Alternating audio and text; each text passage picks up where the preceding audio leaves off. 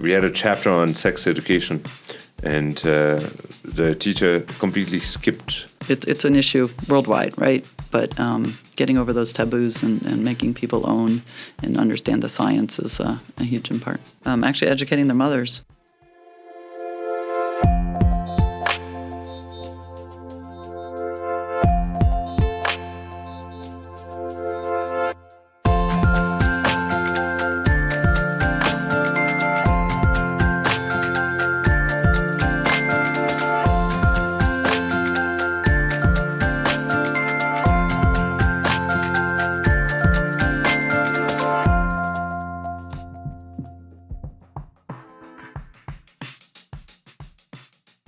We have to adapt technology in the future. We have to coexist together so that we could provide as much education as we can. There's a story I wanted to share with you. I was just thinking about it this morning. I don't know how much it's going to relate. When I was growing up, this was probably in the 90s when I was in school. I still remember this, when I was in grade 6. We had a chapter on sex education, and the teacher completely skipped all the words where the word was called sex. And it still resonates with me till today, because why did we do that when we were growing up right here in Kathmandu in an urban setting? And now I'm sure things have changed. How far do you think we've come when it comes to actually providing education about your health? I actually think there's still a long way to go. This is a big issue for us, is the training that we do on menstrual health. I mean, I don't know Nepali situation, but globally, but globally in Africa, just the taboos that are out there around, and the number of girls that stay out of school once they hit that age, and how they don't really understand how to manage it, and just having separate bathrooms and things like that to allow people to stay in school. So one of the big inhibitors of staying in school around the world is hitting the age of menstruation and making sure that that you take down those blockers.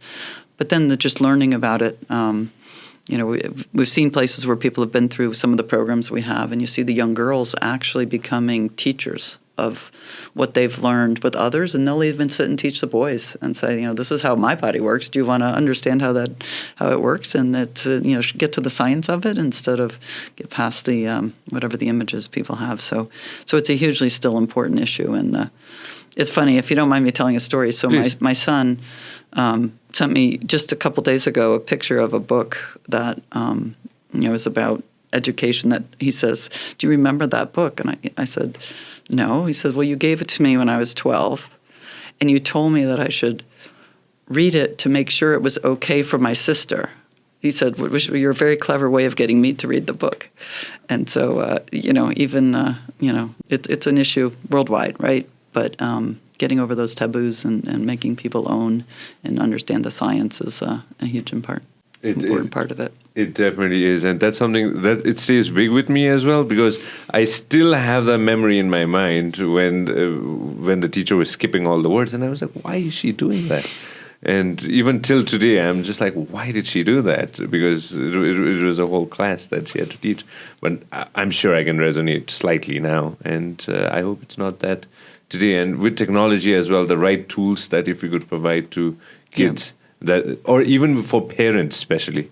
It's more for the parents as well. Well, and actually, the I think the young 12, 13, 14-year-olds were actually educating their mothers, because I think their mothers were could relate to the issues, but really couldn't articulate either. And so actually, they hadn't learned all the science. I mean, they learned what they learned through experience, but nonetheless, so seeing these again 12-year-old girls become the sharers of good information that really helps everybody understand better was really important.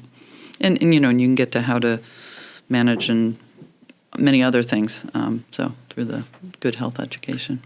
Any specific priorities as the interim CEO for PLAN, like for Nepal and then for globally? Do you have any set priorities that you definitely want to see in the coming future? Well, so of course we are constantly trying to make sure that we are really working with local players and making sure that we can get to more places if we use partners in delivery that are actually locally led. So how we work with partners is a big thing.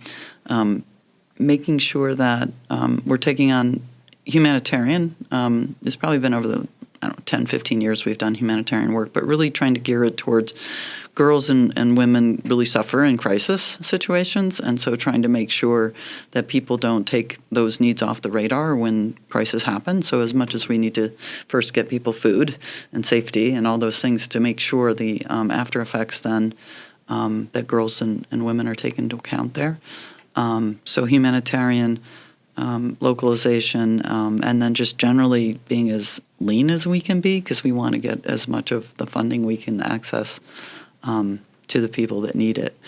I think there's a constant conversation also just about donors that are far away thinking they know what you need in country X, whichever it is. And so a big part of our job is to make sure, and that's why I visit here, is because a big part of our job is to make sure that we're listening to what really is needed most and then connecting that to those who have the money to be able to help. And so listening more is a big part of, I think it's in our DNA, but we have to keep remembering that.